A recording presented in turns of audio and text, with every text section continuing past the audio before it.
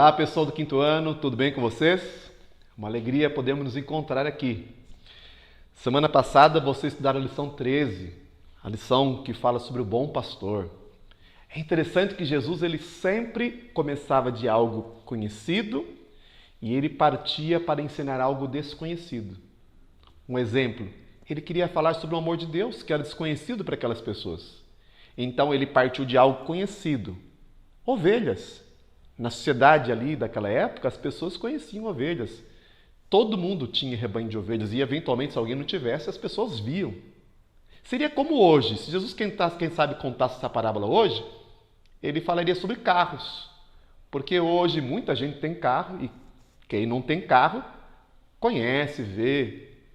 Então Jesus partiu de algo conhecido, ovelhas, para falar sobre algo desconhecido para eles, que era a salvação. Jesus falou que um homem tinha 100 ovelhas e ele perdeu uma, ou uma delas escapou, e deixando 99 lá no abrigo do deserto, ele foi em busca daquela ovelha perdida. Saiu para procurá-la e quando ele voltou, ele ficou alegre por tê-la encontrado e quando ele voltou para casa, ele fez uma festa para que as pessoas se alegrassem com ele. E assim Jesus explicou que é o sentimento do Deus, dos anjos, quando alguém que está longe dele se volta para ele. Existe festa lá no céu. Nós somos as ovelhas do grande pastor que é Jesus. Ok? Hoje eu quero continuar falando um pouquinho também, de certa forma, sobre parábolas de Jesus. Só que a parábola agora é a parábola do filho pródigo. Você sabe o que significa a palavra pródigo? Vá comigo lá na página 34, capítulo 14, a lição de volta para casa. A palavra pródigo significa gastador. Alguém que gasta muito o que tem e acaba ficando sem nada. O filho pródigo, portanto, era o filho gastador. Essa história está em Lucas, capítulo 15. Se você puder ler na sua Bíblia, está nos versos 11 a 32. Depois de ler essa história na sua Bíblia, você pode, inclusive, ir lá na página 91, recortar as ilustrações que estão nessa página e colá-las nos espaços indicados. E então você vai poder escrever o que aconteceu. Mas a história é bem conhecida. Um homem tinha 2 filhos, esse homem era muito rico, e de repente um dia um deles, o mais novo, disse assim: pai, dá-me a parte da herança que me pertence. A gente sabe que herança os filhos geralmente recebem quando o pai morre. Aquele pai estava vivo ainda, saudável, era como se o filho estivesse dizendo: olha pai, eu quero que você morra logo, eu não estou querendo esperar não. Apesar de triste, o pai deu a parte da herança e o filho foi para uma terra distante. Como ele tinha muito dinheiro, muitas pessoas se aproximaram dele, muitos amigos, entre aspas. E ele foi pagando bebidas, festas, comida, e o dinheiro acabou, e finalmente ele ficou tão pobre sozinho que ele foi cuidar dos porcos e teve vontade de comer comida dos porcos. Naquela situação, ele então resolveu voltar para a casa do pai para se oferecer para trabalhar como empregado. E quando o pai o viu de longe, correu, o abraçou e disse: esse meu filho estava morto e reviveu, estava perdido e ele foi encontrado. E fez uma festa também. Que bela demonstração do amor de Deus. Se nós voltarmos para ele, os braços dele sempre estarão abertos para nos receber de volta. Vamos responder rapidamente a página 35?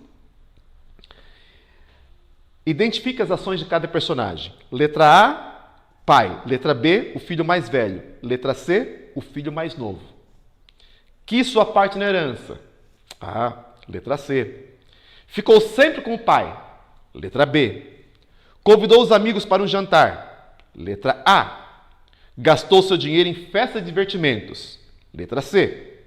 Estava esperando o filho. Letra A. Ficou pobre e sem comida. Letra C. Ficou zangado com o pai. Letra B. Morou junto com os porcos. Letra C. 3. O pai recebeu o filho arrependido como um empregado? Não. Como um filho rebelde? Também não. Como um filho querido? Sim, essa é a resposta. 4. Quando você faz coisas erradas, é fácil reconhecer o erro e pedir perdão? Por quê? É uma resposta pessoal, mas eu queria que você escrevesse aí. É fácil reconhecer o erro? É fácil pedir perdão? Eu imagino que não. Porque para pedir perdão nós temos que vencer o nosso orgulho. Mas se nós vencermos o nosso orgulho com a ajuda de Deus, Ele vai nos perdoar, como o pai perdoou o filho pródigo. Pense também agora na pergunta 5. Qual foi a última vez que você pediu perdão a seus pais? Qual foi a última vez que você pediu perdão a um amigo? Qual foi a última vez que você pediu perdão a um professor? E, finalmente, qual foi a última vez que você pediu perdão a Jesus? Às vezes não é fácil a gente olhar na cara da pessoa e pedir perdão, mas temos que fazê-lo. Se você não consegue olhar para a pessoa, quem sabe você pode escrever uma cartinha, um bilhetinho, e enviar para o pai, para a mãe, para o amigo, para o professor. Mas para Jesus você não precisa, porque entre no seu quarto, feche a porta e ore, porque Ele sempre vai estar disposto a perdoar você. 6. Coloque V para a verdadeira e F para a falsa. Não se esqueça de corrigir a frase falsa. Perdoar é prova de amor? Sim, segundo a Bíblia, isso é verdade. Deus nos perdoa algumas vezes? Falso. A Bíblia diz que Deus nos perdoa sempre. Perdoar alguém é esquecer que ele existe, que essa pessoa existe? Não. Perdoar é esquecer o que a pessoa nos fez. E, finalmente, a 7 você pode fazer um jogo, uma brincadeira que tem na página 93. E, finalmente, nós terminamos com a oração que está no finalzinho da página 35. Senhor, muito obrigado por perdoar os meus erros, dando-me novas oportunidades. Faça essa oração cada dia e o Senhor vai estar ao seu lado. Um grande abraço, até a próxima.